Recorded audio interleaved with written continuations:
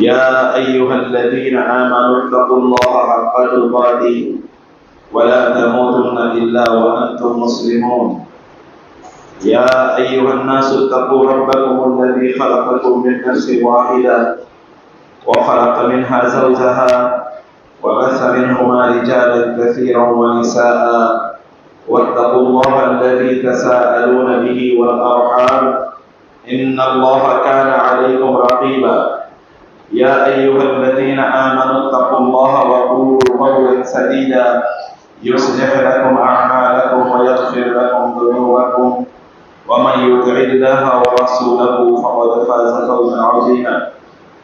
أما بعد فإن أصدق الحديث كتاب الله وخير الهدي هدي محمد صلى الله عليه وسلم وشر الأمور محدثاتها وكل محدثة بدعة وكل بدعة ضلالة وكل ضلالة في النار. أما بعد فأعوذ بالله من الشيطان الرجيم.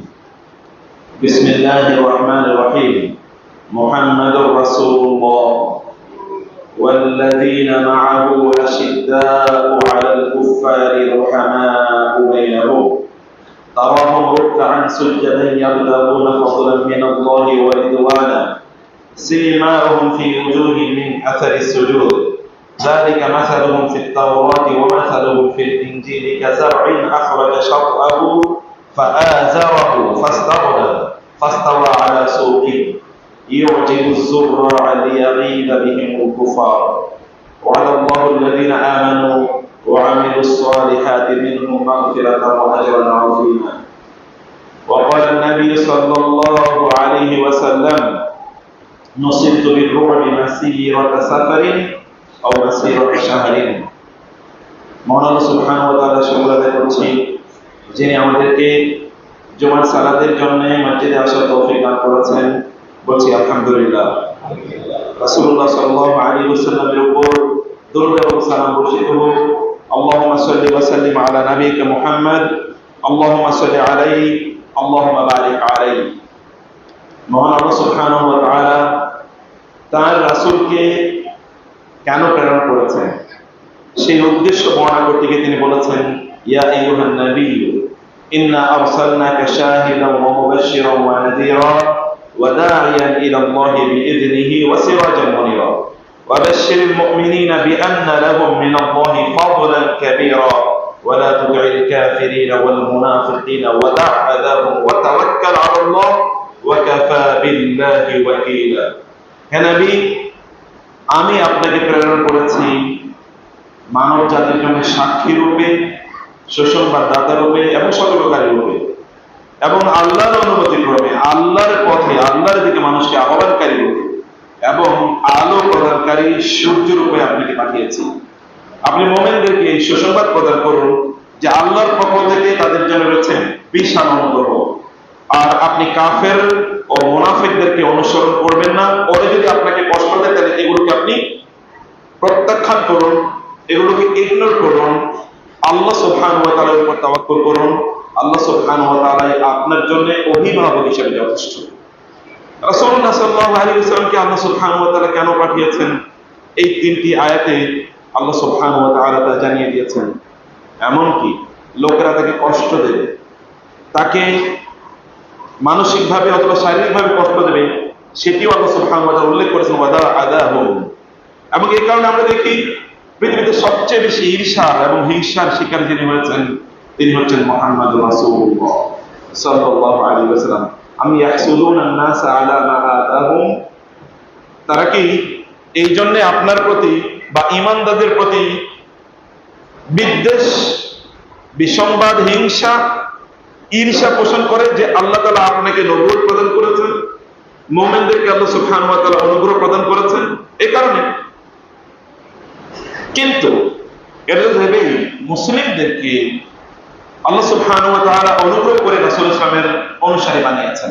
ফলে মুসলিমদের চরিত্র আল্লাহ তাআলা কোরআনে উল্লেখ করেছেন লাকাদ জাআকুম রাসূলুম মিন আনফুসিকুম আজিজুন আলাইহি মা আনিতুম হারিসুন আলাইকুম বিল মুমিনিনা রাউফুর রহিম। রাসূল যেমনি ভাবে মুমিনদের জন্য খুবই প্রিয়, মুমিনদের সামান্যতম কোনো কষ্ট হয় সেটি শারীরিক হোক মানসিক হোক এটি যেমনি ভাবে রাসূলের জন্য আজিজুল, খুবই কষ্টকর, এবং তার অনুসারীদের কল্যাণ হোক এই ব্যাপারে তিনি যেহেতু প্রচন্ড ইন্টারেস্টেড, এনথুসিয়াস্টিক, তিনি খুবই আগ্রহী, হারিসুন আলাইহিম, এবং তিনি যেহেতু বিল মুমিনিনা রাউফুর রহিম, মুমিনদের প্রতি তিনি যেহেতু অনুগ্রহশীল, তাহলে মুমিনদের কথা রাসূলের প্রতি তাদের রাসূলের প্রতি দায় আছে এবং দায়িত্ব আছে। সে দায় এবং দায়িত্বটা কি সেটি একটু আমি আপনাদেরকে বলতে চাই সম্মানিত ভাইরা এবং বোনেরা। রাসূলুল্লাহ সাল্লাল্লাহু আলাইহি ওয়াসাল্লাম তিনি মিম্বরে দাঁড়িয়ে তিনি খুতবা প্রদান করতেন। যখন মুসলমানদের সংখ্যা বেড়ে গেল এবং পেছনে অনেকে থাকে যাদেরকে এই ছোট মিম্বর থেকে দেখা যায় না, একজন সাহাবী এসে বলেন, ইয়া রাসূলুল্লাহ, আপনার জন্য আমরা একটা মিম্বর বানিয়ে দিতে চাই। তিনি বলেন, ঠিক আছে।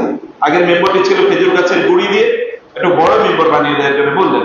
মিম্বরটি যখন বানিয়ে দেওয়া হলো, রাসূলুল্লাহ সাল্লাল্লাহু আলাইহি ওয়াসাল্লাম এবার নতুন মিম্বরে দাঁড়ালেন, পুরান মিম্বরটা পিছনে রেখে দিলেন। হঠাৎ করে দেখে গেল পুরো মসজিদ এরকম কাঁপছে এবং ভয়ঙ্কর কান্নার আওয়াজ আসতেছে। লোকের এদিক সেদিক তাকাচ্ছে, কোন দিকে কান্নার আওয়াজ আসতেছে কেউ বুঝতে পারছে না। রাসূলুল্লাহ সাল্লাল্লাহু আলাইহি ওয়াসাল্লাম তিনি জানেন কোথেকে কান্নার আওয়াজ আসছে। তিনি তার মিম্বর থেকে নামলেন, নেমে ওই যে গাছের যে গোড়াটি যার উপর দাঁড়িয়ে তিনি আগে খুতবা দিতেন, সেটাকে তিনি এরকম এড়তা নাকাহু, তাকে জাবড়ে ধরলেন। জাবড়ে ধরার পর তার কান্না থেমে গেল। রাসূল মিম্বরে ফিরে এসে বললেন, আমি এই মিম্বরের উপর, সেই মিম্বরের উপর দাঁড়িয়ে আমি খুতবা দিতাম, আজকে যখন ওটার উপর দাঁড়িয়ে আমি খুতবা দিচ্ছি, ও তো আমার শারীরিক স্পর্শটা মিস করেছে। এই শারীরিক স্পর্শ কিন্তু আমার পাশে আছে, খুতবা শুনছে, কিন্তু শারীরিক স্পর্শটা যেহেতু সে মিস করেছে, সেই জন্য সে কেঁদে হয়েছে। আল্লাহর কসম, আমি যদি ওকে গিয়ে আলিঙ্গন না করতাম, জাবড়ে না ধরতাম, তাহলে কিয়ামত পর্যন্ত এখানে সে কাঁদতেই থাকত। একটা গাছের গুঁড়ি যদি রাসূলের জন্য কাঁদে, তাহলে আপনার এবং আমার অনুভূতির কেমন হবে দরকার? একবার চিন্তা করে দেখেন তো। আল্লাহ রাসূলের উপর আঘাত হয়, রাসূলুল্লাহ সাল্লাল্লাহু আলাইহি ওয়াসাল্লামের উপর যখন আঘাত হয়, তখন মুসলমানের গর্জে উঠে এ মুসলমানদের দিতে যাচ্ছে। কিন্তু আমি জানি না আমাদের কি হয়ে গেছে। আমি জানি না সেই ভালোবাসা আমাদের রাসূলুল্লাহ সাল্লাল্লাহু আলাইহি ওয়াসাল্লামের জন্য আছে কিনা। আল্লাহ সুবহানাহু ওয়া তাআলা তাকে যে মর্যাদা প্রদান করেছেন, আসরা বিকা আল্লাহু লাইলান ইয মালাইকু ওয়ার রুসুল ফিল মসজিদিল আকসা আলা কদমি। আল্লাহ যখন তার রাসূলকে সপ্তম আকাশে তার সাথে সাক্ষাতে নিয়ে গেলেন, তখন সকল নবীরা একত্রিত হয়েছে বাইতুল মুকাদ্দাসে রাসূলুল্লাহ সাল্লাল্লাহু আলাইহি ওয়াসাল্লামকে স্বাগত জানানোর জন্য। লাম্মা রাআউকা বিহি ইলতাফু বিসাইয়্যিদিহিম কাশশুহাবি বিল বাদরি আউল জুনদি বিল আলামি। যেমনি ভাবে সৈন্যরা কোন একটা পতাকাকে সামনে রেখে একত্রিত হয়, সকল নবী রাসূলরা আপনার পেছনে এসে তারা দাঁড়িয়েছেন। সাল্লা ওয়ারাআকা মিনহুম কুল্লু যি খাতারিন ওয়া মান ইয়াফুযু বিহাবিবিন নাহি ইয়াতামিমি। আর সেদিন তারা সবাই আপনার পেছনে আপনার নেতৃত্বে নামাজ আদায় করেছিল, আর রাসূলকে ইমাম যে মেনে নিয়েছে সেই ব্যক্তিতে সফল হবে, অন্য কেউ তো সফল হওয়ার কথাই না। জাব্বাতিস সামাওয়াতু আও মা ফাওকাহুন্না দাজ্জান লা ফিল জিয়াদি ওয়ালা ফিল আয়াতির রুসুমি। সেদিন আপনাকে স্বাগত জানার জন্য সবকিছু প্রকম্পিত হয়ে উঠেছিল, আসমান এবং জমিন। এমনকি আল্লাহ সুবহানাহু ওয়া তাআলা আপনাকে নিয়ে যাওয়ার জন্য যে বাহন ব্যবহার করেছেন, সেটাকে আল্লাহ সুবহানাহু ওয়া তাআলা এমন মর্যাদা প্রদান করেছেন যে মর্যাদার কোনো তুলনা নাই। মাশিয়াতুল খালিকিল বারি ওয়া সুনআতুহু ওয়া কুদরাতুল্লাহি ফাওকা শাক্কি ওয়াত তুমামি। আল্লাহ তাআলা আপনাকে এমন মর্যাদা প্রদান করেছেন, এই মর্যাদা সকল ধরনের সন্দেহ এবং সকল ধরনের অভিযোগের ঊর্ধ্বে। আল্লাহ তাআলা তার রাসূলকে এরকম মর্যাদা প্রদান করেছেন। এই পৃথিবীতে আল্লাহ সুবহানাহু ওয়া তাআলা কেবল তার নামে শপথ করেন, অথবা অন্যান্য গুরুত্বপূর্ণ জিনিসগুলোর নামে আল্লাহ তাআলা শপথ করেছেন, ওয়াত-তিন ওয়াত-তুর ওয়াল কিতাবিল মাসতুর। এরকম আল্লাহ তাআলা বিভিন্ন জিনিস নিয়ে শপথ করেছেন, কিন্তু কেবল একজন মানুষের জীবন নিয়ে আল্লাহ তাআলা কোরআনে শপথ করেছেন, তা হচ্ছে রাসূলুল্লাহ সাল্লাল্লাহু আলাইহি ওয়াসাল্লাম। লাআমরুকা ইন্নাহুম লাফি সাকরাতিহিম ইয়ামাহুন। আপনার জীবনের শপথ করে বলছি, এরা গোমরাহির মধ্যে চরমভাবে নিমজ্জিত হয়েছে এবং এর মধ্যে তারা হাবুডুবু খাচ্ছে। আল্লাহ সুবহানাহু ওয়া তাআলা তার রাসূলকে কি মর্যাদা দিয়েছেন? ইবনে আব্বাস রাদিয়াল্লাহু তাআলা বলছেন, মা খালাকাল্লাহু ওয়া মা যারা'a নাফসান আকরাম আলাইহি মিন মুহাম্মাদিন সাল্লাল্লাহু আলাইহি ওয়াসাল্লাম ওয়া মা সামি'তু আল্লাহ আকসামা বিহায়াতি আহাদিন গায়রিহি। তিনি বলেছেন, আল্লাহর কসম করে বলি, এই পৃথিবীতে, এই সৃষ্টিতে আল্লাহ রাসূলের চেয়ে আল্লাহর কাছে মর্যাদাবান আর কোন সৃষ্টি নাই। সবচেয়ে বেশি মর্যাদাবান সৃষ্টি রাসূলুল্লাহ সাল্লাল্লাহু আলাইহি ওয়াসাল্লাম কে আল্লাহ সুবহানাহু ওয়া তাআলা বানিয়েছেন। তিনি প্রথম যিনি কবর থেকে উঠবেন কিয়ামতের ময়দানে, তিনি প্রথম যিনি সুপারিশ করবেন এবং তিনি প্রথম যার সুপারিশ কবুল করা হবে, তিনি প্রথম যার সাথে সেদিন লিওয়াউল হামদ অর্থাৎ সেই প্রশংসার পতাকা থাকবে। প্রশংসাবাহীরা সেই দিন কেবলমাত্র তার অধীনেই এবং তার নেতৃত্বে সেদিন একত্রিত হবে। তিনি প্রথম যার জন্য জান্নাতের দরজা খুলে দেওয়া হবে, তিনি প্রথম যিনি জান্নাতে প্রবেশ করবেন। তিনি এইরকম আল্লাহ সুবহানাহু ওয়া তাআলা তাকে এমন মর্যাদা প্রদান করলেন, তার নামের মধ্যেই রয়েছে প্রশংসা। মুহাম্মাদুন, আনপ্রেসিডেন্টেড এরকম নাম আরবের লোকেরা না, মানব জাতি কোনোদিন এর আগে রাখে নাই। মানব জাতিতে এরকম কোন নাম এর আগে কোনোদিন ছিল না। মনে হচ্ছে যে আল্লাহ তাআলা তার রাসূলের জন্য এই নামটা প্রিজার্ভ করে রেখেছেন, কাউকে আর এই নাম রাখতে দেওয়া হয় নাই।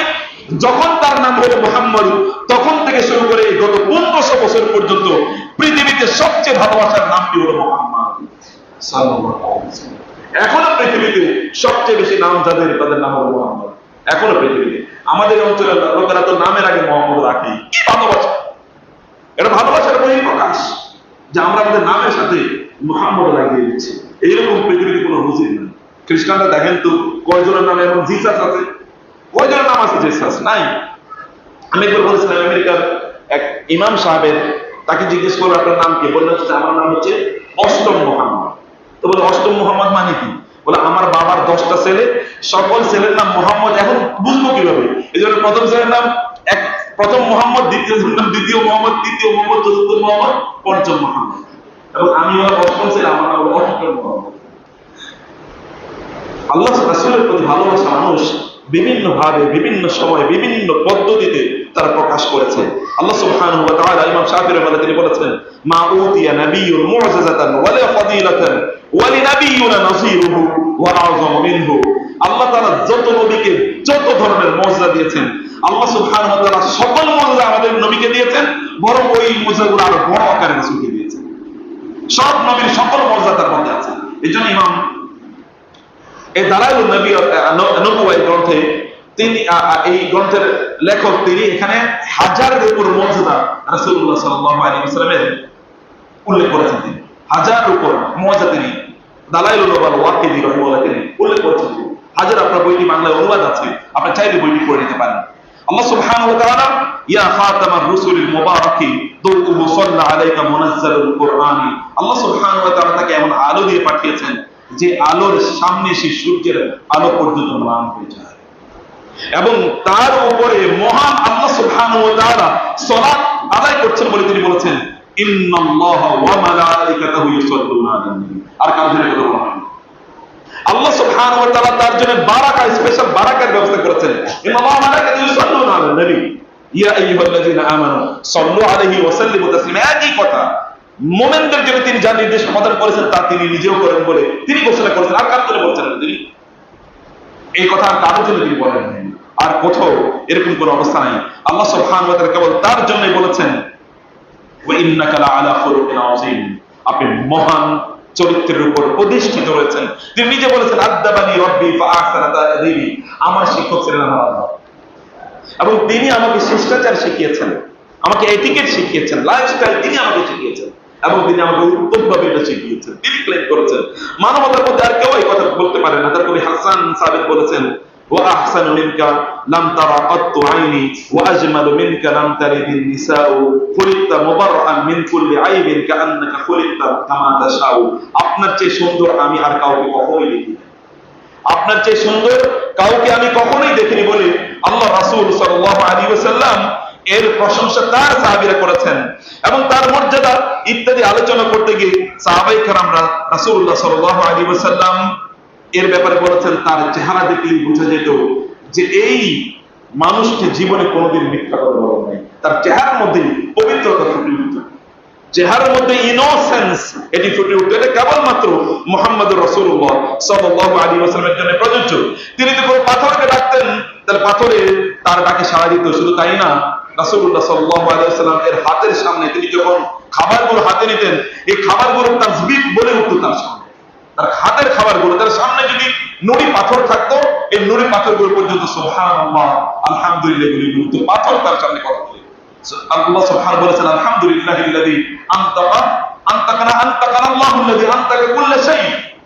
তিনি সব কিছুকে কথা বলতে পারেন মহান আল্লাহ সুবহানাহু ওয়া তাআলা। কিয়ামতের দিন আমাদের অঙ্গ প্রত্যঙ্গ যখন আমাদের বিরুদ্ধে সাক্ষী দেবে, তখন লোকেরা কথা বলবে। সুলাইমান আলাইহিস সালাতু ওয়াস সালাম তিনি বলেছেন আল্লাহ সুবহানাহু ওয়া তাআলার প্রশংসা করছি, তিনি আমাদেরকে উল্লিমনা মানতিকাত তায়র, আমি পাখির ভাষা বুঝি, এবং তিনি পিপীলিকার ভাষা বুঝতে পারতেন। আল্লাহ রাসূল সাল্লাল্লাহু আলাইহি ওয়াসাল্লামের সামনে এরকম প্রাণীকুল পর্যন্ত রাসূলুল্লাহ সাল্লাল্লাহু আলাইহি ওয়াসাল্লাম এর সামনে কথা বলে বলতো। এই এমন একজন রাসূলকে পাওয়ার পর আমাদের পূর্বপুরুষরা যেরকম মর্যাদার অধিকারী ছিল, সেই মর্যাদার অধিকারী আমরা কেন না বলেন তো?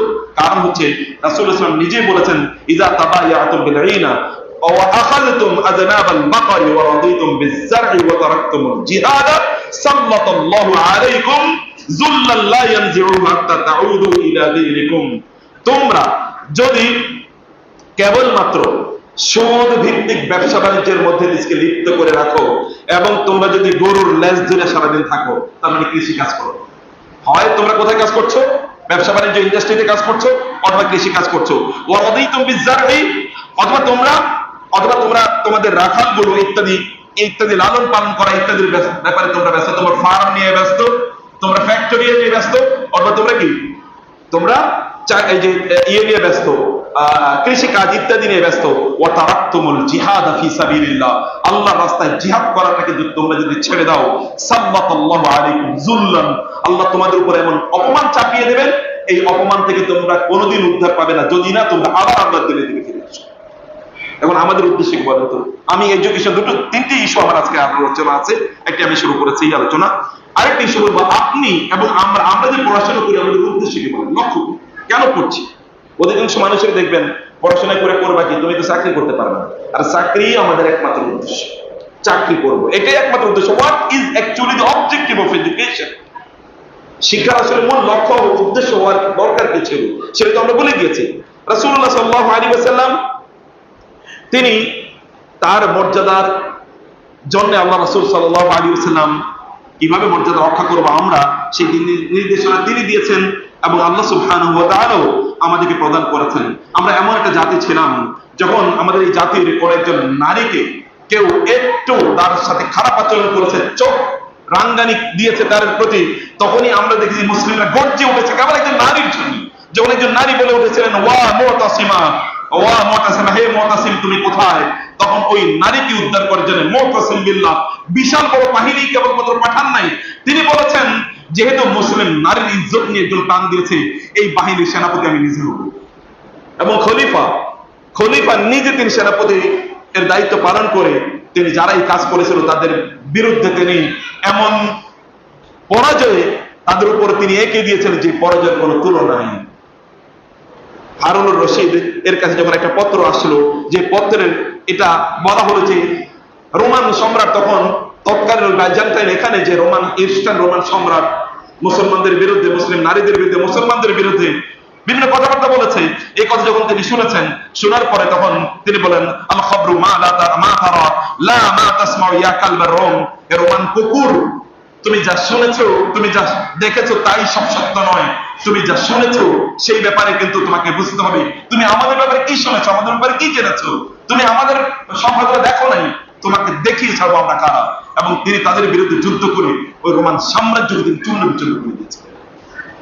ইসলামের বিরুদ্ধে, মুসলমানদের বিরুদ্ধে, আল্লাহর বিরুদ্ধে, আল্লাহ রাসূলের বিরুদ্ধে কথা বলবে কেউ, এবং সেই জমিনে টিকে থাকবে, এটা হতেই পারে না যদি সত্যিকার মুসলমান এখানে থাকে, অথবা মুসলমানরা যদি সেখানে থাকে। এখন আপনি এবং আমরা কি আসলে সেই জায়গায় আছি? এখন গরু ব্যবসায়ীরা, গরুর মূত্র যারা পান করে থাকে, গরুর পায়খানা দিয়ে যারা তাদের পবিত্রতা অর্জন করে, গরু বেইচা যারা তাদের সংসার চালায়, এই সকল লোকেরা আমাদের রাসূলকে নিয়ে কথাবার্তা বলে, গরুর টিপ মাথায় দিয়ে তারা পবিত্র সাজে, উলঙ্গ পানাকে যারা, উলঙ্গ থাকাকে যারা তাদের সভ্যতা মনে করে, রাস্তায় দাঁড়িয়ে নারী এবং পুরুষ একসাথে যারা পেশাব করে, যাদের অধিকাংশ এখনো সেখানে রাস্তাঘাট নাই, নারীরা সভ্যতা সেখানে জীবন্ত নারীকে যারা প্রথিত করেছে, প্রথিত করার ইতিহাস যারা আছে, এরকম গরুর মূত্র পানকারী লোকেরা আমাদের রাসূলের বিরুদ্ধে কথা বলে, আর আমরা এগুলো এখন কি সহ্য করে আছে, আমাদের কোনো গায়ে শরীরে কোনো প্রতিক্রিয়াই নাই, না কোনো আওয়াজ আছে, না কোনো বক্তব্য আছে। সম্মানিত ভাইরা, এই কারণে আমি বলছি যে আল্লাহ রাসূল সাল্লাল্লাহু আলাইহি ওয়াসাল্লাম এর ব্যাপারে আমাদের আসলে তার প্রতি আমাদের সত্যিকার ভালোবাসা কতটুকু সেটা আমরা একেবারে বুঝি না। রাসূলুল্লাহ সাল্লাল্লাহু আলাইহি ওয়াসাল্লামকে আল্লাহ সুবহানাহু ওয়া তাআলা মানব জাতির জন্য রহমত হিসেবে আল্লাহ সুবহানাহু ওয়া তাআলা পাঠিয়েছেন। তিনি বলেছেন, ওয়া মা আরসালনাকা ইল্লা রাহমাতাল লিল আলামিন, আমি মানব জাতির জন্য রহমত হিসেবে আপনাকে পাঠিয়েছি। রাসূলুল্লাহ সাল্লাল্লাহু আলাইহি ওয়াসাল্লামকে এসে আবু হুরায়রা রাদিয়াল্লাহু তিনি বলছেন, কিলা ইয়া রাসূলুল্লাহ উদু আলাল মুশরিকিন, বললেন ইয়া রাসূলুল্লাহ মুশরিকদের জন্য আপনি তাদের বদদুয়া করুন তাদের জন্য। আল্লাহ রাসূল বললেন, ইন্নী লাম উবআস লাআনা ওয়া ইন্নামা বুইসতু রাহমা, আমি তো লাআনতকারী হিসেবে প্রেরিত হইনি, আমি তো রহমতের জন্য প্রেরিত হয়েছি, মানুষের জন্য রহমত হিসেবে প্রেরিত হয়েছে। আমি কিভাবে লাআনত প্রদান করি? তিনি বলেছেন, আনা রাহমাতুম মুহদাত, আমি রহমতের প্রতীক হিসেবে প্রেরিত হয়েছি, মানুষকে হেদায়েত প্রদানের প্রতীক হিসেবে আমি প্রেরিত হয়েছি। রাসূলুল্লাহ সাল্লাল্লাহু আলাইহি ওয়াসাল্লাম তিনি এমন ব্যক্তি ছিলেন যে মানুষই কেবলমাত্র তাদের কষ্টের কথাগুলো তার কাছে গিয়ে বলতেন না, এমনকি প্রাণীগুলো পর্যন্ত রাসূলুল্লাহ সাল্লাল্লাহু আলাইহি ওয়াসাল্লামের কাছে তাদের কষ্টের কথাগুলো বলতো।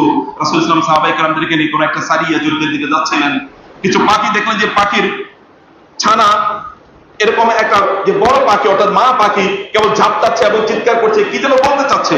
রাসূল ইসলাম বললেন, এই পাখির এই বড় পাখিটি আমার কাছে অভিযোগ করেছে তার ছানাগুলো তোমরা কেউ যেন নিয়ে এসেছো, কেউ তোমরা তার ছানা নিয়ে এসেছো? একজন বলে, ইয়া রাসূলুল্লাহ, হ্যাঁ। বল, যাও ছানাটা তার কাছে ফিরিয়ে দাও। পাখি পর্যন্ত তাদের কষ্টের কথা তার কাছে অভিযোগ।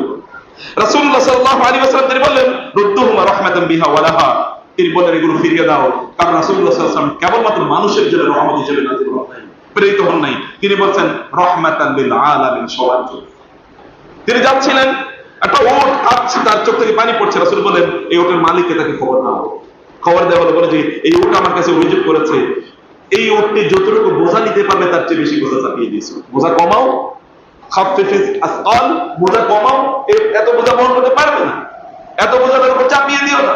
রাসূলুল্লাহ সাল্লাল্লাহু আলাইহি ওয়াসাল্লাম এর জন্য পর্যন্ত এই সকল প্রাণীকুল পর্যন্ত রাউফুর রহিম, আল্লাহ তার ব্যাপারে বলেছেন যে তিনি হচ্ছেন রাউফুর রহিম। যায়েদ ইবনে আরকাম রাদিয়াল্লাহু তিনি বললেন, যায়েদ ইবনে আরকাম, এটা বিখ্যাত ঘটনা। যায়েদ ইবনে আরকাম রাদিয়াল্লাহু তিনি বলছেন, আমরা মদিনার রাস্তা দিয়ে হাঁটছিলাম, হঠাৎ করে আমরা একটা বেদুইন এর তার তাঁবুর পাশে দিয়ে যাচ্ছিলাম, সেখানে দেখলাম একটা হরিণ বাঁধা আছে, এবং তখন এই হরিণ এসে রাসূলুল্লাহ সাল্লাল্লাহু আলাইহি ওয়াসাল্লাম কে বললেন, ইয়া রাসূলুল্লাহ, আমার বাচ্চাগুলো ওই জায়গায় আছে, আমাকে এই বেদুইন বেঁধে নিয়ে এসেছে, আপনি একটু আমাকে মুক্ত করে দেন। রাসূলুল্লাহ সাল্লাল্লাহু আলাইহি ওয়াসাল্লাম বলেন, ইন তারাকতুকি আতারজিইন, আমি যদি তোমাকে ছেড়ে দিই তুমি কি ফিরে আসবে? বেদুইন বলল, নাম ওয়াল্লাহি ওয়া ইল্লা আযাবানি আল্লাহু আযাবাল ইশারি, আল্লাহর কসম ইয়া রাসূলুল্লাহ, আমি ফিরে আসবো। যদি ফিরে না আসি তাহলে 10 মাসের মানে 10ম মাসে যে উটটি পৌঁছেছে তার গর্ভবতী 10 মাসের গর্ভবতী উটের যে কষ্ট হয়, আপনারা এটা হয়তো দেখেন না, 10 মাসের গর্ভবতী উট প্রচন্ড চিৎকার চেঁচামেচি করে, কারণ তার প্রসব বেদনা, কষ্ট ইত্যাদি। এরকম কষ্ট যেন আল্লাহ তাআলা আমাকে দেন, অতএব আমি ফিরে আসবো। রাসূলুল্লাহ সাল্লাল্লাহু আলাইহি ওয়াসাল্লাম তাকে পাঠিয়ে দিলেন। রাসূলুল্লাহ সাল্লাল্লাহু আলাইহি ওয়াসাল্লাম বললেন, তিনি এই অবস্থায় আছেন, এর মধ্যে যাদের আরকাম রাদিয়াল্লাহু তাআলা তিনি বর্ণনা করছেন, এর মধ্যে বেদুইন আসলো, এবং বেদুইন দেখলো অবস্থাটি এরকম। এর মধ্যে তিনি বেদুইনকে রাসূলুল্লাহ সাল্লাল্লাহু আলাইহি ওয়াসাল্লাম বললেন, তুমি এটা আমার কাছে বিক্রি করে দাও। বেদুইন বলেন, ইয়া রাসূলুল্লাহ, না, আমি এটা বিক্রি করব না, আমি আপনাকে এটা হাদিয়া দিয়ে দিলাম, যাদের আরকাম রাদিয়াল্লাহু তাআলা তিনি বললেন।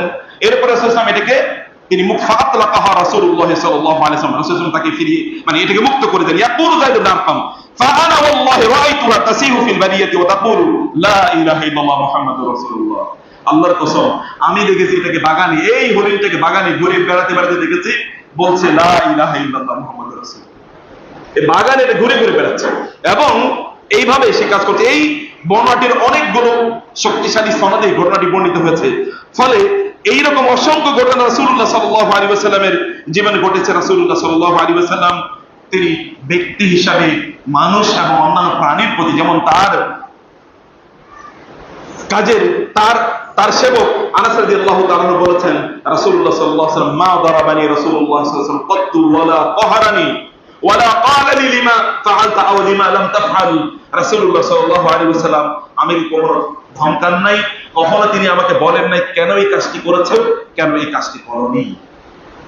তিনি কখনো আমাকে মার দেয়, তো বহু বড় কথা, আয়েশা রাদিয়াল্লাহু বলেছেন রাসূলুল্লাহ সাল্লাল্লাহু আলাইহি ওয়াসাল্লাম কাউকে কোনোদিন আঘাত করেন না, ইল্লা ফি হাক্কি রাসূলিল্লাহ, ইল্লা ফি হাক্কিল্লাহি, অফি হাক্কিল ইসলাম, যদি এটা ইসলামের হকের ইস্যু থাকতো তাহলে সেটা ভিন্ন কথা।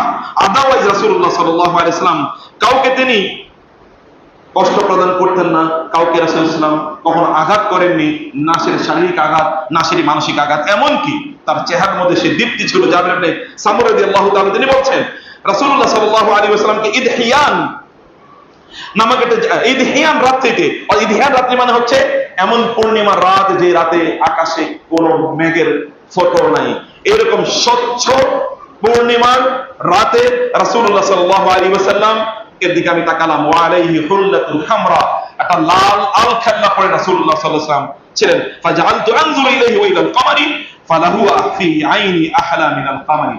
আমি একবার চাঁদের দিকে তাকাচ্ছিলাম, একবার রাসূলের চেহারার দিকে তাকালাম, আমি দেখলাম রাসূলের চেহারা চাঁদের চেয়ে অনেক বেশি দীপ্তিমান, অনেক বেশি সুন্দর। একবার চিন্তা করে দেখেন সাহাবায়ে কেরাম কিভাবে রাসূলকে দেখতেন, তার দিকে তাকাতেন কিভাবে। তিনি বললেন কাব রাদিয়াল্লাহু, তিনি বলছেন কানা রাসূলুল্লাহ ইযা সুররা ইস্তানারা ওয়াজহু কাআন্নাহু কিতআতু কামারিন। রাসূলুল্লাহ সাল্লাল্লাহু আলাইহি ওয়াসাল্লাম যখন একটু হাসতেন, একটু আনন্দিত হতেন, তার চেহারা যেন পূর্ণিমার চাঁদের মতো এরকম জ্বলতে থাকতো, এরকম আলোকিত উজ্জ্বল হতে থাকতো রাসূলুল্লাহ সাল্লাল্লাহু আলাইহি ওয়াসাল্লামের চেহারা। রুবাই বিনতে মুআউযিজ রাদিয়াল্লাহু তাআলা একজন নারী, তিনি বলেছেন রাসূলুল্লাহ সাল্লাল্লাহু আলাইহি ওয়াসাল্লামকে ব্যাপার বলেন লাউ রাআইতুন নবী সাল্লাল্লাহু আলাইহি ওয়াসাল্লাম লাকুলতা আশ-শামসু ফি আবরাজিহা তালিআতুন। তুমি যদি সত্যিকার অর্থে রাসূলকে দেখতে তাহলে তুমি বলতে যে সূর্য তার পরিপূর্ণ দীপ্তি নিয়ে মনে হচ্ছে এখন উদিত হয়েছে। সূর্য তার পরিপূর্ণ দীপ্তি নিয়ে, কোথাও এক ফোঁটা বাদ নাই, এরকম বাদহীন আলো নিয়ে সূর্য উদিত হয়েছে।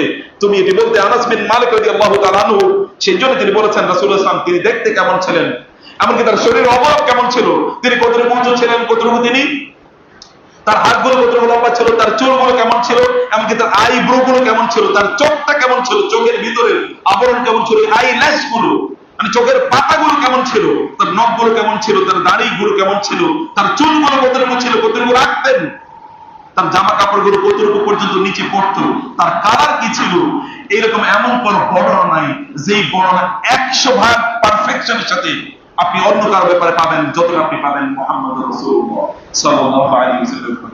এমনকি সাহাবায়ে কেরামরা তার কত দাড়ি পর্যন্ত পেকেছে, তার মৃত্যুর সময় এটা পর্যন্ত বলে রেখেছে।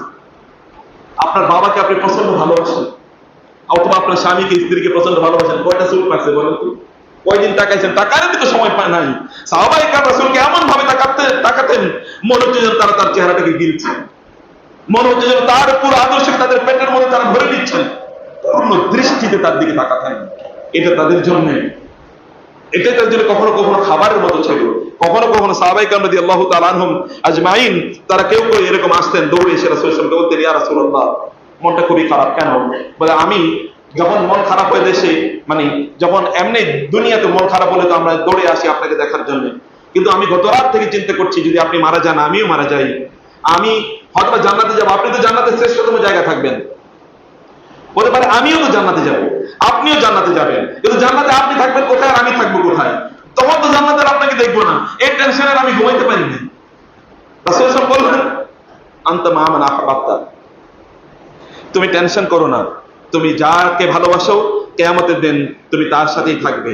তার দাড়িগুলোর কথাও সাহাবায়ে কেরাম রাদিয়াল্লাহু তাআলা আনহু বলেছেন কতটুকু ছিল, এবং দাড়ির ঘনত্ব বলে তো আপনারা কেউ অন্যের ব্যাপারে কতটুকু ব্যাখ্যা দিতে পারবেন না, আমাকে আবার ভালো করে বুঝতে হবে। তার দাড়ির ঘনত্ব ছিল, প্রচন্ড ঘন দাড়ি ছিল।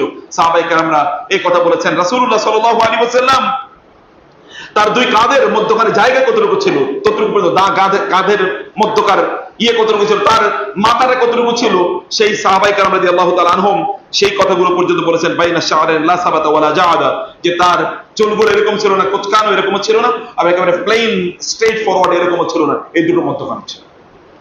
এবং তার কান এবং কাঁধকে স্পর্শ করতো, কান এবং কাঁধকে স্পর্শ করতো, কাঁধ পর্যন্ত তার চুলগুলো এরকম লেপ্টে থাকতো। সাহাবায়ে কেরাম রাদিয়াল্লাহু তাআলা আনহুম এরকম কথা বলেছেন। তিনি যখন মারা যান প্রায় 20টার কাছাকাছি চুল অথবা দাড়ি তার মোট পেকেছিল বলে সাহাবায়ে কেরাম রাদিয়াল্লাহু তাআলা তাও তিনি বলেছেন, রাসূল তিনি বলেছেন শাইয়াবাতনি হুদ ওয়া আখওয়াতুহা শাইয়াবাতনি আল মুরসালাত, অথবা অন্যান্য সূরার কথা রাসূল উল্লেখ করেন ওয়াল ওয়াকিআত, যে আমাকে কিছু সূরা বুড়া বানিয়ে দিয়েছে। আমার চুল পাকার কথা ছিল কিন্তু কিছু সূরা আমাকে বুড়া বানিয়ে দিয়েছে। তোমাদের কি সূরাতুল মুরসালাত, সূরাতু আল কিয়ামা, সূরাতুল হুদ অথবা এই সকল ওয়াকিয়া, এই সূরাগুলো এত ভয়াবহ জাহান্নামের কথা উল্লেখ করেছে যে এগুলো পড়তে গিয়ে আমার চুল দাড়ি সব মানে এগুলো সাদা হয়ে গেছে, আমি বুড়ো হয়ে গেছি। শাইয়াবাতনি হুদ ওয়া আখওয়াতু, সূরা হুদ এবং এরকম জাতীয় আরো কিছু সূরা আমাকে এই বানিয়ে নিয়েছে।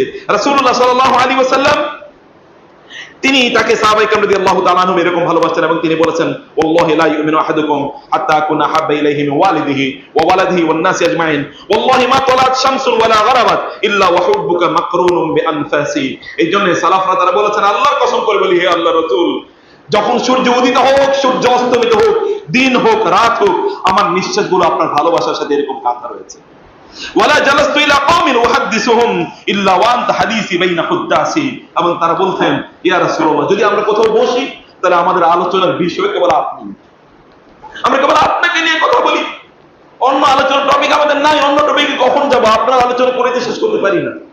সালফে সালিহিন সাহাবায়ে কেরাম রাদিয়াল্লাহু তাআলা আনহুম আজমাইন রাসূলুল্লাহ সাল্লাল্লাহু আলাইহি ওয়াসাল্লাম এর ব্যাপারে এরকম চিন্তা করতেন, এরকম কথা বলতেন। উম্মে সুলাইম রাদিয়াল্লাহু তাআলা আনহা, আনাস রাদিয়াল্লাহু তাআলা আনহার মা, আনাস নিজে বর্ণনা করছেন, রাসূলুল্লাহ সাল্লাল্লাহু আমাদের বাসায় গেলেন এবং তিনি একটু শুইলেন।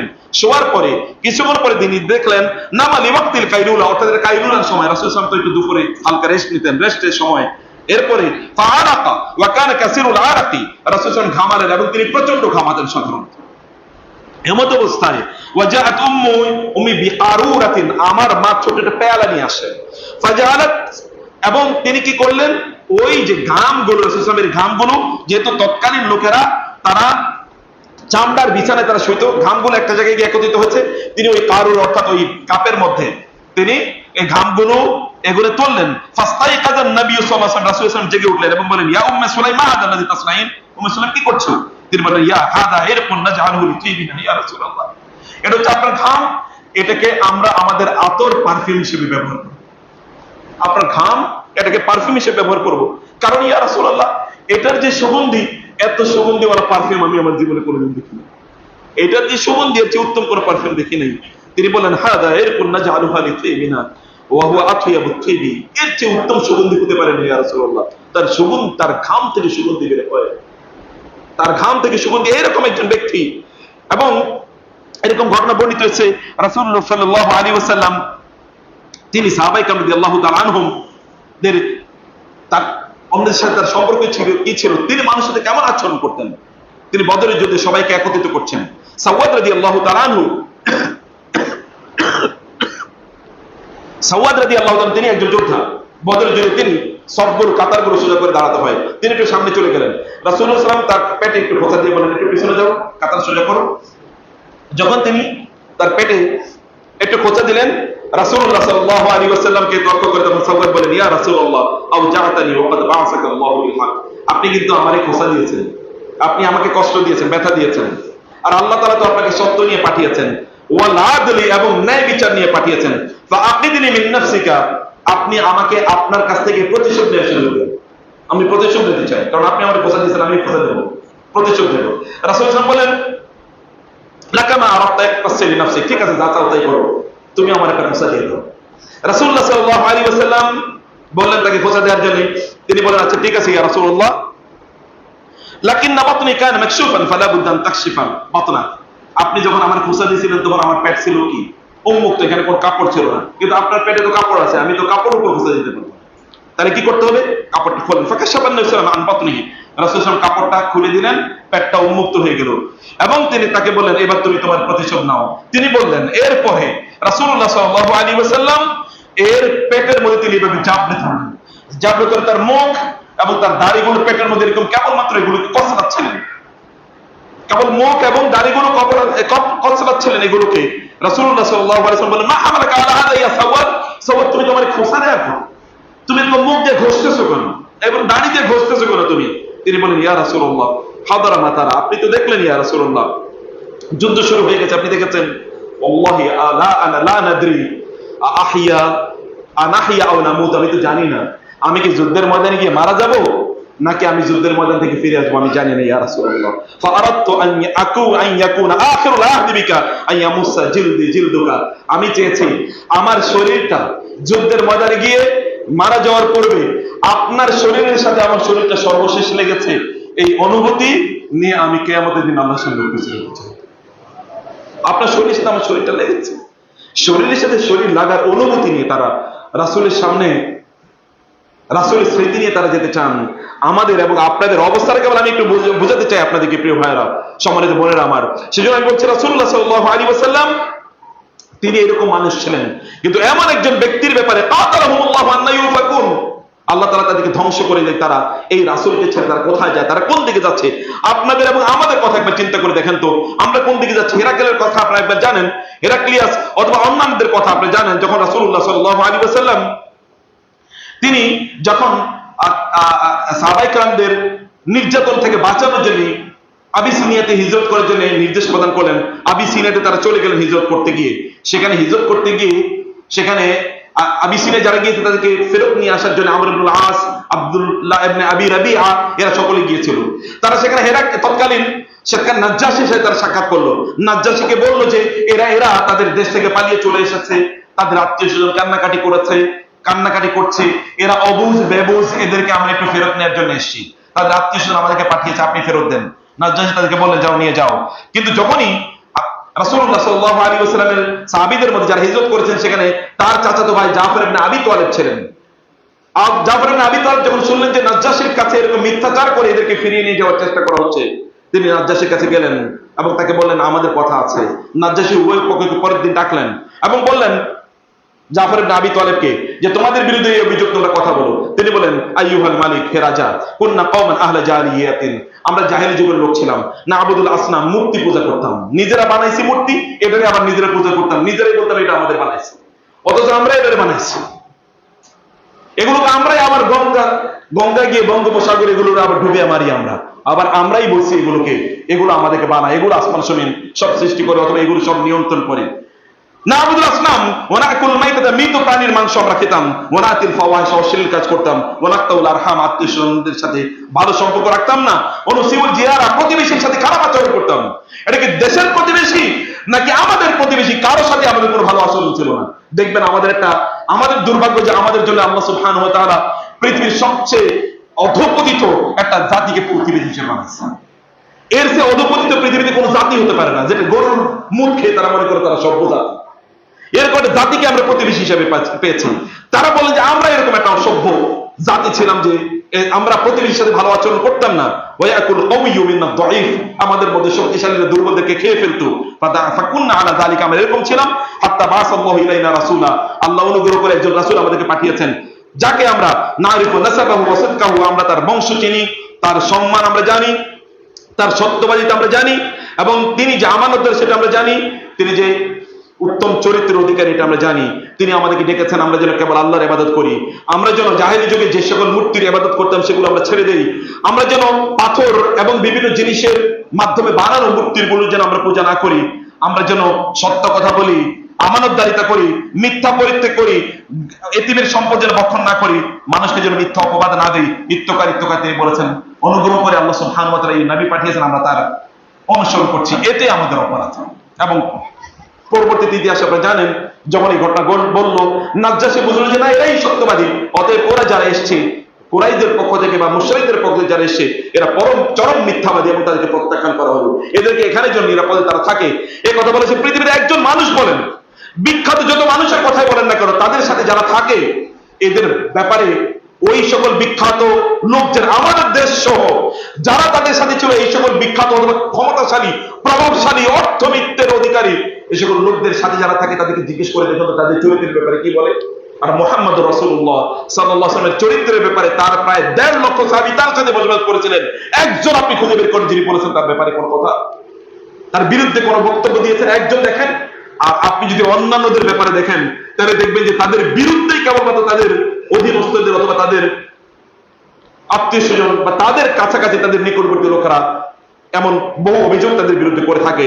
রাসূলুল্লাহ সাল্লাল্লাহু আলাইহি ওয়াসাল্লাম এর ব্যাপারে হেরাক্লিয়াসের মধ্যে আবার রোমান সম্রাটের প্রায় 8ম হিজরির আগের ঘটনা, এর মধ্যে আবু সুফিয়ানরা তারা গিয়েছিল সিরিয়ায় ব্যবসা করার জন্য। তৎকালীন রোমান সম্রাট হেরাক্লিয়াস জিজ্ঞাসা করতে চাইলো যে মুহাম্মদ সাল্লাল্লাহু আলাইহি ওয়াসাল্লাম মক্কার যিনি নবী হিসেবে এসেছিলেন, মদিনা তিনি গিয়েছেন, ইসলামী রাষ্ট্র তিনি গঠন করেছেন, তার জীবন ব্যবস্থা এটি চারিদিকে ব্যাপকভাবে প্রসারিত হচ্ছে, তিনি কে আসলে এটা ব্যাপারে একটু জানা দরকার। অতএব তার সবচেয়ে নিকটবর্তী এরকম কোন লোককে খুঁজে পাওয়া যায় কিনা নিয়ে আসো। আবু সুফিয়ানকে পাওয়া গেল, কারণ আবু সুফিয়ান তার বংশের লোক এবং তার আত্মীয়, খুবই নিকটবর্তী, খুবই নিকটবর্তী, তার কে সবচেয়ে ভালো জানেন তার সমসাময়িক, তাকে নিয়ে আসা হলো। আবু সুফিয়ান সেখানে যাওয়ার পর আবু সুফিয়ানকে নিয়ে যাওয়া হলো হেরাক্লিয়াসের কাছে।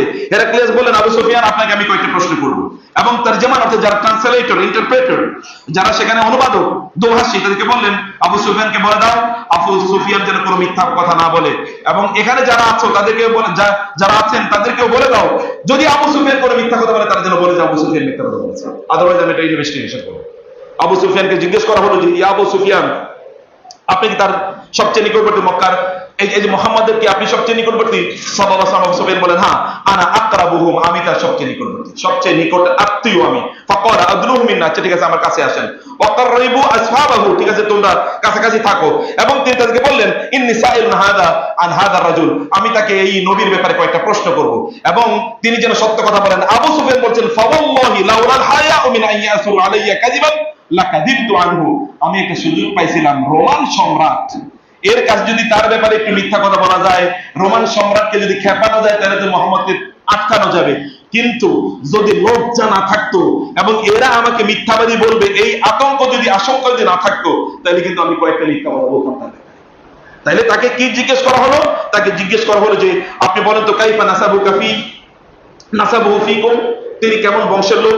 এবার হুয়া ফিনা যু নাসাবিন, খুবই উচ্চ বংশের লোক। ফাহাল ক্বাল হাযাল ক্বাওলা মিনকুম আহাদুন কাত্তু ক্বাবলাহু, তার পূর্বে কি এই কথা কেউ বলেছে, আর নবী কেউ দাবি করেছে তার বংশের মধ্যে? বলে না, লা ক্বাওলা লা, না কেউ দাবি করেন নাই। ফাহাল কানা মিন আবাই মিন মালিকিন, তার বাপ দাদার মধ্যে কি কেউ রাজা ছিল? ক্বাওলা লা, না।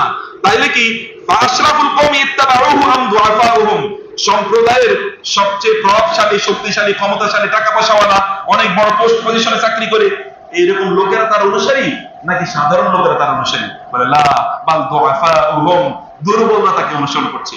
আয়াজিদুহুম আম ইয়ানকুসুন, তাদের সংখ্যা কি বাড়ছে নাকি কমছে? মানে বাল ইয়াজিদুন, বরং তাদের সংখ্যা বাড়ছে। ফাল ইয়ারতাদু আহাদু মিনহুম সাখতাতাম মিন দীনিহি, তার ধর্মের প্রতি বিদ্বেষ অথবা ধর্মের প্রতি তৃষ্ণা প্রদর্শন করে বিরক্ত হইয়া এই ধর্ম কি কেউ ত্যাগ করছে আজ পর্যন্ত?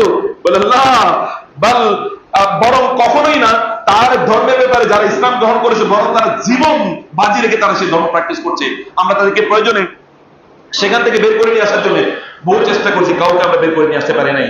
ফাল তাত্তামিহুনাহু বিল কাযিবি ক্বাবলা আন ইয়াকুলা মা ক্বালা, তিনি কি অতীতে কোনোদিন মিথ্যা কথা বলেছেন? তার জীবনে কখনো মিথ্যা কথা বলেছেন? আবু সুফিয়ান বলছে, বলে না কখনোই না। ফাহাল ইয়াগদির, তিনি কি গাদ্দারি করেছেন, ধোঁকাবাজি করেছেন কারোর সাথে? বলতো না কখনোই না। আমি তাকে বললাম ওয়া নাহনু ফি মিনহু, তবে এখানে একটু কথা আমি ঢোকানোর চেষ্টা করছি যে তিনি মক্কা থেকে অনেক আগে চলে গেছে, এখন কি করছে জানি না, তবে আমাদের মাঝে 53 বছর ছিল তো কোনোদিন মিথ্যা কথা বলেন নাই, কোনোদিন ধোঁকাবাজি করেন নাই, এখন কি করছে এটা আমি জানি না। তিনি বললেন, আবু সুফিয়ান নিজে বলছেন, আমি কেবল এতটুকু ঢুকানোর একটা চান্স পাইছি, আর কিছু ঢুকানোর চান্স পাইনি, গত 8 বছর কি হয়েছে আমি জানি না, তবে এর আগে কোনোদিন তিনি মিথ্যা কথা বলেন নাই। তিনি বললেন এরপরে যে হাল কাতালতুমুহু, তোমরা কি তার সাথে যুদ্ধ করেছো? বলে হ্যাঁ তার সাথে যুদ্ধ করেছি। কি ঘটেছিল? কখনো তিনি বিজয়ী হয়েছেন, কখনো আমরা বিজয়ী হয়েছি। এবং তিনি তোমাদেরকে কি বলেন? তিনি বলেন যে তোমরা কেবল আল্লাহর ইবাদত করো, তার সাথে শিরক করবে না, এবং তোমাদের বাপ দাদারা যার পূজা করতে সেগুলো ছেড়ে দাও। তিনি নামাজের আদেশ করেন, সত্য কথার আদেশ করেন, পবিত্র যেন আমরা যেন আত্মীয়তার সম্পর্ক রক্ষা করি এবং আমরা যেন পবিত্র জীবন যাপন করি, এই নির্দেশ তিনি দেন। তিনি বললেন, হেরাক্লিয়াস বললেন যে কুল লাহু ইন্নী সাইলুকা ইন্নী সাআলতুকা আন হাদিহি, আমি তোমাকে এই প্রশ্ন করেছিলাম, তুমি এই উত্তর প্রদান করেছো, এবং তুমি যে উত্তর প্রদান করেছো এই উত্তরের পর এখন আমার কনক্লুশন হলো ফাইন ক্বালা মা তাকুল ফাইন কানা মা তাকুল হাক্কান ফাসায়ামলিকু মাওদিআ কাদামাই হাতাইনি। হে আবু সুফিয়ান, তুমি যা বলেছো তা যদি সত্য হয়ে থাকে তাহলে আল্লাহর কসম করে বলছি, আমার এই পায়ের নিচের যে জায়গা এবং আমি যে রাষ্ট্রটা এখানে পরিচালনা করি, কিছুদিন পরে এই রাষ্ট্রটা তার দখলে চলে যাবে। হেরাক্লিয়াস রোমান সম্রাট, এখন থেকে 1500 বছর আগের ঘটনা। সম্মানিত ভাইয়েরা এবং বোনেরা, এটা তো সাধারণ মানুষ থেকে শুরু করে রাষ্ট্রের প্রধান অথবা সাম্রাজ্যের প্রধান সম্রাটরা পর্যন্ত এই কথা বলে, পিপিলিকা থেকে শুরু করে বনের পাখিগুলো পর্যন্ত অথবা জঙ্গলের জন্তুগুলো পর্যন্ত এই কথা বলে। একেবারে কৃতদাস থেকে শুরু করে একজন নারী থেকে শুরু করে পুরুষ থেকে শুরু করে শিশু থেকে শুরু করে বৃদ্ধরা এমন কে আছে যিনি তার পক্ষে অথবা তার চরিত্রের পক্ষে সাক্ষ্য প্রদান করেন না? এমন কে আছে? এমনকি তার স্ত্রীর ব্যাপারে যখন মিথ্যা অভিযোগ লোকেরা দেয়, তখন মহান আল্লাহ সুবহানাহু ওয়া তাআলা কথা বলে উঠেন। এটা আর কারোর জন্য প্রযোজ্য হয় না, এমনকি ঈসা আলাইহিস সালামের মা এর ব্যাপারে যখন মিথ্যাচার করা হয়েছিল তখন ঈসা কথা বলেছেন, আল্লাহ সুবহানাহু ওয়া তাআলা বলেন। আল্লাহ ঈসাকে দিয়ে কথা বলিয়েছেন। তিনি এমন একজন ব্যক্তি, এমন এক সম্রাট, এমন সম্মান এবং মর্যাদা আল্লাহ সুবহানাহু ওয়া তাআলা তাকে প্রদান করেছেন। তিনি মানুষের কল্যাণ করে গিয়েছেন তার গোটা জীবন জুড়ে। তার স্ত্রী তার ব্যাপারে সাক্ষ্য দিচ্ছেন, ইন্নাকা লা তাসিলুর রাহিমা ওয়া তাহমিলুল কাল্লা ওয়া তাসদিকুল হাদিস ওয়া তুঈনু আলা নওয়াইবিল হক। আল্লাহ তাআলা আপনাকে কখনোই লাঞ্ছিত করবেন না। আপনি মানুষের কষ্টে এগিয়ে যান, আপনি আত্মীয়তার সম্পর্ক রক্ষা করেন, মানুষকে আপনি মেহমানদারি করেন, সত্য কথা বলেন, ইত্তকার আপনি করেন। কখনোই আপনার চরিত্রে কোনো লালিমা কখনোই লাগেনি। অথবা আপনি এখন পাগল হয়ে যাবেন, ভূত জিন আপনাকে ধরবে, এটা কখনোই হতে পারে না, এটা কখনোই হবে না। তার স্ত্রী তাকে এই কথা বলেছেন, লোকেরা তাকে এই কথা বলেছে। ওয়ারাকা বিন নওফলের কাছে যখন তাকে নিয়ে যাওয়া হয়, তার স্ত্রী যখন তাকে নিয়ে গিয়েছিলেন, ওয়ারাকা বিন নওফল তাকে লক্ষ্য করে বলেছেন, আল্লাহর কসম, আপনি যা বলেছেন তা সত্য হয়ে থাকলে আপনি নবীর উম্মত, আপনি সর্বশেষ নবী। এবং ওয়াল্লাহি লাইতানি কুনতু ফিহা জাযাআন ওয়াল্লাহি লানসুরান্নাকা নাসরাম মুআজ্জারা।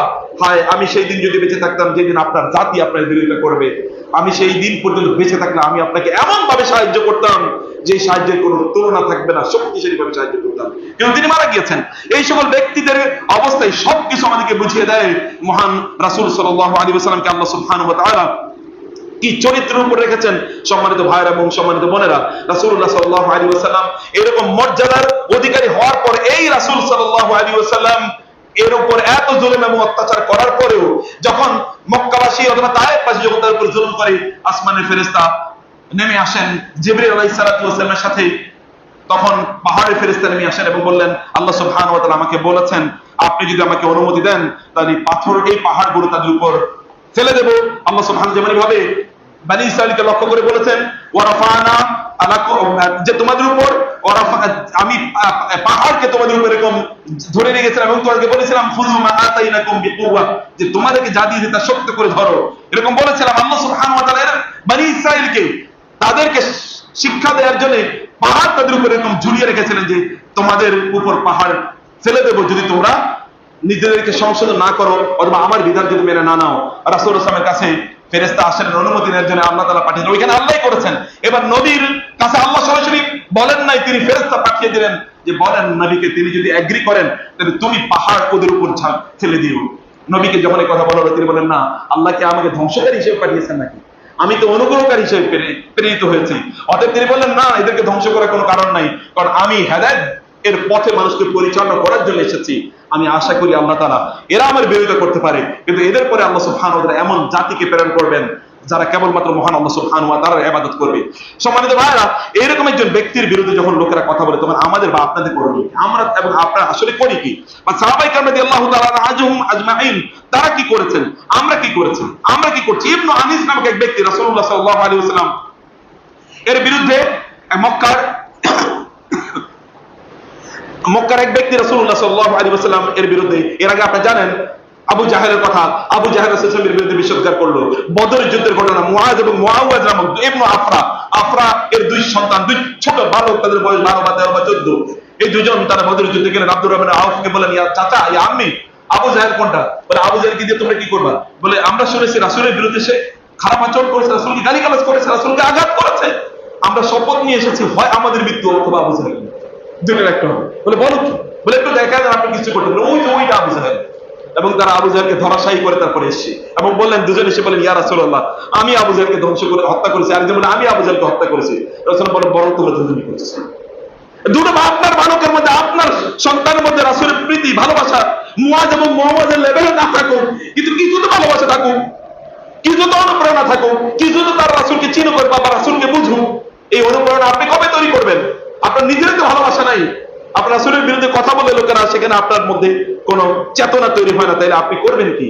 চেতনা বাজরা বিদায় নিয়েছে বটে, কিন্তু নতুন চেতনা যদি আমাদের মধ্যে তৈরি না হয় তাহলে ওই চেতনা বাজরা চেতনাই তো আছে, তাহলে হইল কি? এরকম এত বড় ঘটনা ঘটে যাচ্ছে। আপনারা দেখেন যে আমরা সেই জায়গায় আমরা কতটুকু করছি, বা আমাদের সেই জায়গায় সত্যিকার অর্থে কোনো পার্টিসিপেশন আমাদের আছে কিনা? কোনো পার্টিসিপেশন আমাদের নাই।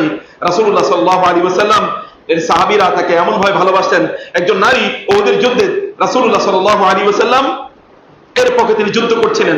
রাসূলুল্লাহ সাল্লাল্লাহু আলাইহি ওয়াসাল্লাম তার দিকে উম্মু আমারা রাদিয়াল্লাহু তাআলা তার জীবনী পড়বেন। উম্মু আমারা তিনি রাসূলুল্লাহ সাল্লাল্লাহু আলাইহি ওয়াসাল্লাম বলেন, আমি আমার ডান দিকে তাকিয়ে দেখি উম্মু আমারা তিনি তীরগুলো যেন আমার গায়ে না আসে তিনি প্রতিরোধ করছেন। বাম দিকে তাকে দিকে উম্মু আমারা, আমি তখন উম্মু আমারকে লক্ষ্য করে বললাম, ইয়া উম্মু আমারা মান তুতিকু মা তুতিকিনা ইয়া উম্মু আমারা, উম্মু আমারা তুমি যা বীরত্ব দেখাচ্ছ এরকম বীরত্ব আর কারো পক্ষে দেখানো সম্ভব নয়।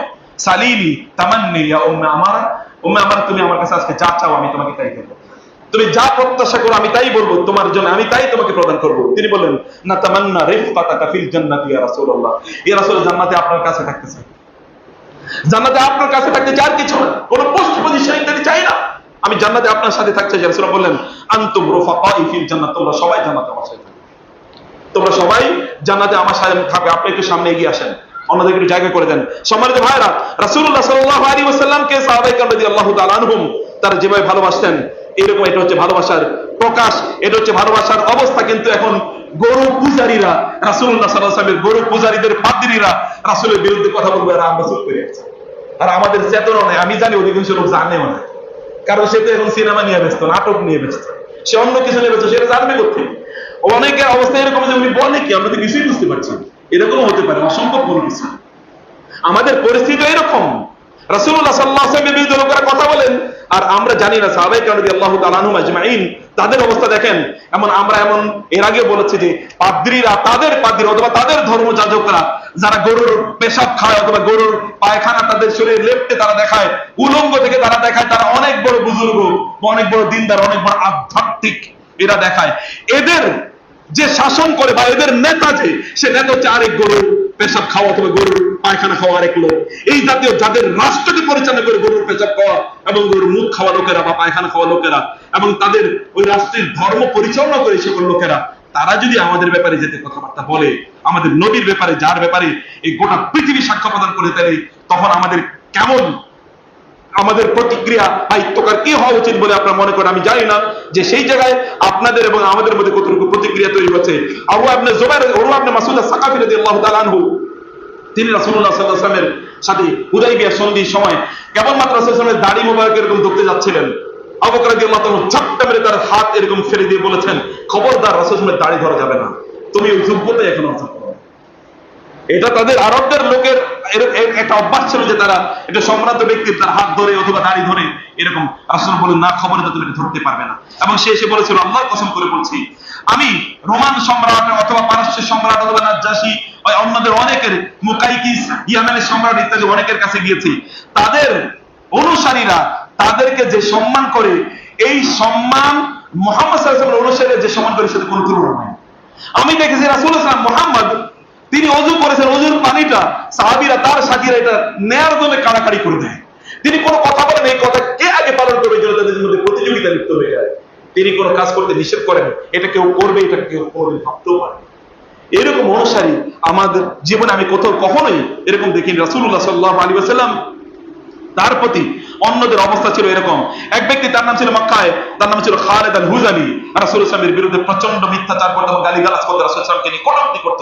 রাসূলুল্লাহ সাল্লাল্লাহু আলাইহি ওয়াসাল্লাম তিনি বললেন, ইউযিনি, তিনি একজন সাথীকে ডাকলেন, সৈনিককে ডাকলেন এবং বললেন, ইউযিনি খালিদ আল হুজালি ওয়া তাতাওয়ালা আলাইয়া, খালিদ আল হুজালি আমার বিরুদ্ধে খুবই খারাপ কথা বলছে এবং সে আমার বিরুদ্ধে মিথ্যাচার করছে, আমার সম্মান এবং সম্ভ্রম ইত্যাদি আঘাত করছে, তুমি যাও এবং তুমি গিয়ে এটার প্রতিশোধ নাও। তিনি বললেন, রূহি দারুহিকা ফিদাউ ইয়া রাসূলুল্লাহ, হে রাসূল, আপনার জন্য আমার জীবন আমি ফিদা করে দিতে পারি, আমাকে কি করতে পারবে বলুন? রাসূলুল্লাহ সাল্লাল্লাহু আলাইহি ওয়াসাল্লাম বললেন, ইযহাব ইলা মক্কা ওয়া আতিনি বিরাসি খালিদ আল হুজালি, যাও মক্কায় যাও, খালিদ আল হুজালির খণ্ডিত মস্তক আমি তোমার হাতে দিতে চাই। তিনি বলেন, খালিদ আল হুজালি, আমি মক্কায় খালিদ আল হুজালির খণ্ডিত মস্তক নিয়ে আসি ইয়া রাসূলুল্লাহ, কিন্তু আমি তাকে কিভাবে চিনি? আমি তাকে দেখি না। বলে, তুমি তাকে দেখলেই বুঝবা, ওর দিকে তাকাইলে তুমি ভয় পেয়ে যাবে, এরকম বিশাল দেহি। এবং খালিদ আল হুজালি এরকম ছিল যে প্রায় 1000 লোক তাকে দেখলো ভয় পাবে, এরকম একটা টাইপের লোক ছিল, দুর্ধর্ষ সন্ত্রাসী টাইপের লোক। তিনি গেলেন খালিদ আল হুজালির সাথে একটু বন্ধুত্ব সখ্যতা তৈরি করলেন। সখ্যতা তৈরি করার পর একবার তিনি তাকে নিয়ে গেলেন হচ্ছে একটা তাবুর কাছে। ওই তাবুর কাছে গিয়ে অতর্কিতে তাকে হামলা করে তার খণ্ডিত মস্তকটা এনে রাসূলুল্লাহ সাল্লাল্লাহু আলাইহি ওয়াসাল্লামের পায়ের কাছে ফেলে দিয়েছে। এরপরে জলদি অখ্যাত, আপনি নামও জানবেন। আমি বলেছি তার নাম ইবনে আনিস, আপনার কয়জন ইবনে আনিসের নাম শুনছে আমি জানি না। এইরকম তাদের রাসূলের সাথে ভালোবাসায় তারা এতটুকু করেছে, আপনি কতটুকু করবেন? আপনার করণীয় কি প্রিয় ভাই? আপনার করণীয় ব্যাপারে কেবল আমি এখন একটা নাসিহা আপনাদেরকে করি। আপনাকে এতটুকু করতে পারেন না যে ওদের যত পণ্য আছে পণ্য বর্জন করবেন, এটা কি করতে পারেন না? এতটুকু ঈমানের তাগিদ নাই আপনাদের? এতটুকু ঈমানও নাই যে ওদের কোনো পণ্য আমরা আমাদের দেশে বিক্রি হতে দেব না, ইমানের দাবি থাকে, যদি ইমানে আপনি শক্তিশালী হয়ে থাকেন, আর আপনাদের তো কথায় কথায় আপনার তাদের দেশে চিকিৎসা নিতে হবে, ওদের দেশে চিকিৎসা ছাড়া কোথাও চিকিৎসা নাই। ইমান যদি থাকে তাহলে আল্লাহ রাসূলের প্রতিবাদ করতে গিয়ে প্রয়োজনে আপনি তাদের কাছে মারা যাবেন, কিন্তু তাদের চিকিৎসা আপনি গ্রহণ করবেন না। আল্লাহ রাসূলের ভালোবাসাটা করে দেখেন, আল্লাহ সুবহানাহু ওয়া তাআলা চিকিৎসা ছাড়াই আপনাকে তিনি সুস্থ করে দিতে পারেন। দেখেন না আপনারা নাগের ওরা ভিক্ষা করে, দেখেন পশ্চিমবঙ্গের কলকাতার অবস্থা কি, ওইখানে 80% বাজার অলরেডি কি বন্ধের অবস্থা। আপনার নাগের ওরা ভিক্ষা করে খায়, আপনাদের মার্কেটে ওদের পণ্য বিক্রি না হলে ওদের ভিক্ষা করতে হয়। স্বৈরাচারদের স্বৈরতন্ত্র যারা পরিচালনা করেছে, তাদের সময় বাংলাদেশ থেকে তাদের সবচেয়ে বেশি ফরেন রেমিটেন্স তাদের গিয়েছে, এখান থেকে সবচেয়ে বেশি টাকা তারা ইনকাম করেছে। এখানে তাদের 50,000-এর উপর তাদের সেনা বিভিন্ন বাহিনীতে তাদের লোকের এখানে চাকরি বাকরি করেছে। দেখেন না এগুলো, ওগুলো না করলে ওদের দেখেন ভিক্ষা করে তাদেরকে খেতে হবে। আমাদের কারণে ওদের 7 সিস্টার বেঁচে ছিল, আদারওয়াইজ কবে এগুলো শেষ হয়ে যেত। দেখেন না শুরু হয়ে গেছে, আপনাদেরকে আপনাদের ভালোবাসার প্রদর্শন করবো আল্লাহ রাসূলকে, এটুকু করেন কমপক্ষে প্রিয় ভাইরা, এটুকু আপনাদের ইমানের দাবি। এটুকু না করলে আল্লাহ রাসূলের প্রেমিক বলে নিজেদেরকে দাবি করতে পারবেন না। এই কারণে সালফে সালেহিন তারা রাসূলুল্লাহ সাল্লাল্লাহু আলাইহি ওয়াসাল্লামের প্রেমের, এখন তো আপনারা দেখেন রাসূল সাল্লাল্লাহু আলাইহি ওয়াসাল্লামের প্রেমের কত ধরনের কাহিনী বিভিন্ন জায়গায় যায়। সাল আইয়ুহাল মাখদুউ তাইয়িবাতান ইনদাহা বালাগাত মুদাহা নাকাতুল মুখতারি সাল সাউতাহা লাম্মা তাআলা হাতিফান ওয়া সাদা বিআলফি কাসীদাতিন বিইস্তিবশারি। আপনি প্রেমের কথা বলেন, মদিনারে জিজ্ঞেস করেন রাসূলকে কেমন ভালোবাসতো, উহুদ পাহাড়কে জিজ্ঞেস করেন, অথবা তিনি জিজ্ঞেস করেন যেই মিম্বরের উপর দাঁড়িয়ে তিনি খুতবা দিতেন ওই মিম্বরকে জিজ্ঞেস করেন তারা কতটুকু ভালোবাসতো আল্লাহ রাসূলকে, আর আপনি কতটুকু ভালোবাসেন। আপনি জিজ্ঞেস করেন আবু বকরকে তিনি কতটুকু রাসূলকে ভালোবাসতেন। আপনি জিজ্ঞেস করেন হামজাতুল আসাদকে জিজ্ঞেস করেন রাসূলুল্লাহ সাল্লাল্লাহু আলাইহি ওয়াসাল্লামকে কতটুকু ভালোবাসতো, অথবা হামজা রাদিয়াল্লাহু তাআলাকে জিজ্ঞেস করেন যার গোসল এর দায়িত্ব নিয়েছিল ফেরেশতারা, তাকে একবার জিজ্ঞেস করেন যে রাসূলকে কতটুকু ভালোবাসতেন।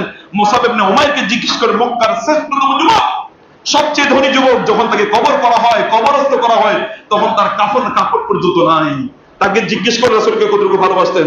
রিয়াদুল জান্নাতে ইবনে রাওয়াহা আব্দুল্লাহ ইবনে রাওয়াহাকে জিজ্ঞেস করেন, অথবা জাফর আত-তাইয়ারকে জিজ্ঞেস করেন রাসূলকে কতটুকু ভালোবেসেছে।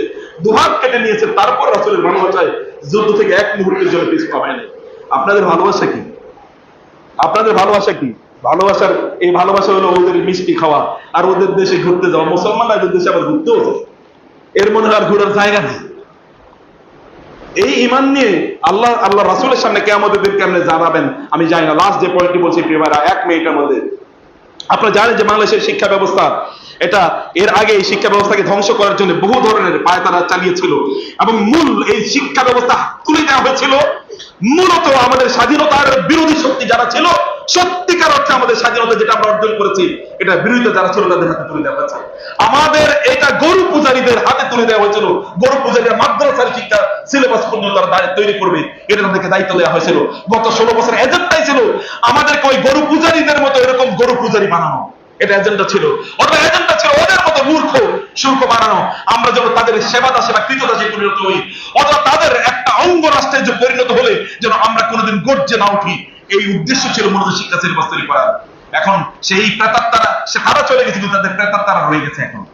এখন আপনারা দেখবেন নতুন করে শিক্ষা সিলেবাস তৈরি করার জন্য যাদেরকে দায়িত্ব দেওয়া হয়েছে, এর মধ্যে আপনারা জানেন সামিয়া হক এর মধ্যে রয়েছে কামরুল হাসান মামুন এবং রাখাল রাহা, এরকম বহু জনকে দায়িত্ব দেওয়া হয়েছে, বা আজম মোহাম্মদ আজম, এরকম দুইজন কথা আমরা বলি।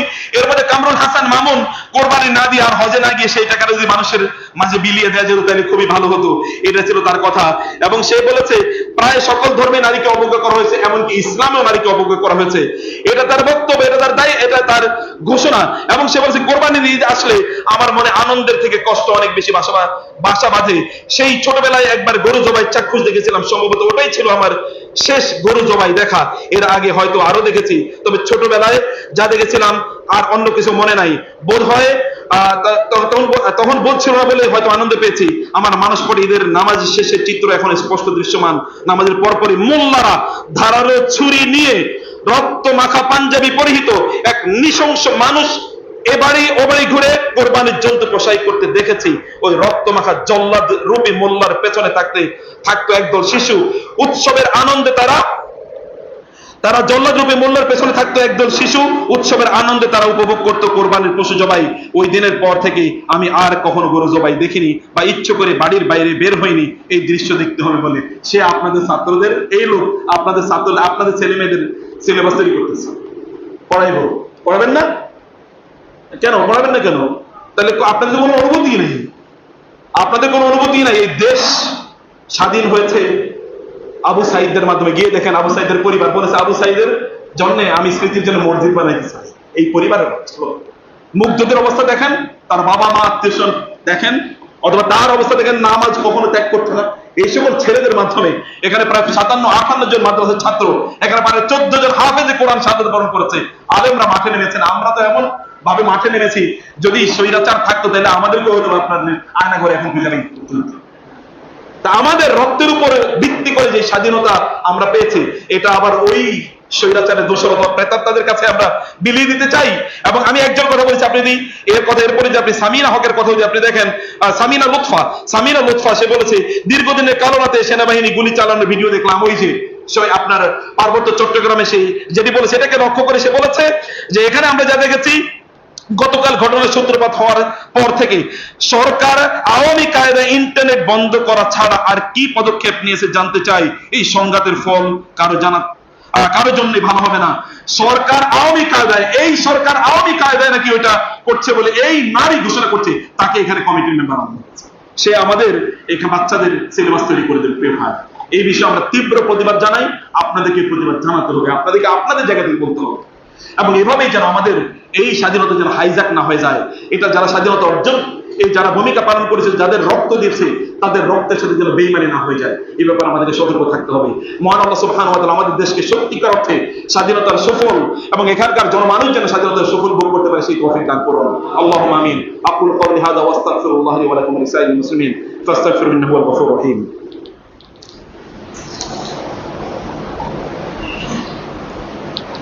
إن الحمد لله والصلاة والسلام على رسول الله وعلى آله وصحبه ومن والاه، أما بعد فأعوذ بالله من الشيطان الرجيم. بسم الله الرحمن الرحيم. إن الله وملائكته يصلون على النبي يا أيها الذين آمنوا صلوا عليه وسلموا تسليما. اللهم صل على محمد وعلى آل محمد كما صليت على إبراهيم وعلى آل إبراهيم إنك حميد مجيد. اللهم بارك على محمد وعلى آل محمد كما باركت على إبراهيم وعلى آل إبراهيم إنك حميد مجيد. اللهم أعز الإسلام والمسلمين، اللهم انصر الإسلام والمسلمين، اللهم انصر المجاهدين في كل مكان، اللهم شتت شمل اليهود والنصارى والمشركين. يا الله তুমি আমাদের দেশের স্বাধীনতাকে রক্ষা করার তৌফিক দান করো। আল্লাহ এই দেশ আমরা এমন ব্যক্তিদের মাধ্যমে পরিচালিত করতে চাই যেখানে এই দেশের 90% মানুষের দিন, তাদের তাহজিব তামাজ্জুনের রিপ্রেজেন্টেশন সেখানে থাকবে। যারা এদের মানসিকতা বুঝবে, আমাদের দেশ এখানকার মানুষের তাদের যে কৃষ্টি কালচার, তাদের যে ধর্ম সংস্কৃতি, এটাকে রক্ষা করে যারা দেশকে চালাতে পারবে, তাদের হাতে তুমি দেশের দায়িত্ব তৈরি করে দাও, তাদের হাতে তুমি তুলে দাও। আল্লাহ আল্লাহ ওলামায়ে কেরামরা যেন এই মূল ভূমিকা পালন করতে পারে, সেই তৌফিক তাদেরকে দান করো। আল্লাহ আল্লাহ আমাদের স্বাধীনতাকে তুমি অক্ষত রাখো, অখণ্ড আল্লাহ তুমি এটাকে রক্ষা করো আল্লাহ, এবং রক্ষা করার মতো একদল লোককে তুমি তৈরি করে দাও আল্লাহ। আল্লাহ আমরা যেন আমাদের দেশকে ভালোবাসতে পারি, সত্যিকার অর্থে সকল ধরনের জুলুম নির্যাতন থেকে উঠে আমরা যেন এটাকে একটা সুন্দর দেশ যেন পরিচালনা করতে পারি, তৈরি করতে পারি, সেই তৌফিক তুমি আমাদের দান করো আল্লাহ। আমরা যারা রাষ্ট্র ক্ষমতা নিয়েছেন, রাষ্ট্র তারা দায়িত্ব পালন করছেন, আল্লাহ তাদের তৌফিক তুমি বাড়িয়ে দাও, তাদের অন্তরে ইসলামের প্রতি ভালোবাসা তৈরি করে দাও। যারা এখনো দেশে নিয়ে যারা চক্রান্ত এবং ষড়যন্ত্র করছে, আল্লাহ তুমি তাদের এই ষড়যন্ত্র থেকে আমাদের সবাইকে তুমি রক্ষা করো। ওলামায়ে কেরামদেরকে তুমি নিরাপত্তা প্রদান করো আল্লাহ। আমাদের দেশের ইজ্জত এবং মর্যাদাকে তুমি রক্ষা করো আল্লাহ। এখানকার সকল সমস্যা এবং সংকটগুলো তুমি দূর করে দাও আল্লাহ। ইবাদাল্লাহ রাহমাকুমুল্লাহ, ইন্নাল্লাহা ইয়া'মুরু বিল আদলি ওয়াল ইহসান ওয়া ইতা'i যিল কুরবা ওয়া ইয়ানহা আনিল ফাহশাই ওয়াল মুনকারি ওয়াল বাগই ইয়া'iযুকুম লা'আল্লাকুম তাযাক্কারুন ফাযকুরুনি আযকুরকুম ওয়াশকুরু লি ওয়া লা তাকফুরুন। দাঁড়িয়ে কাতারগুলো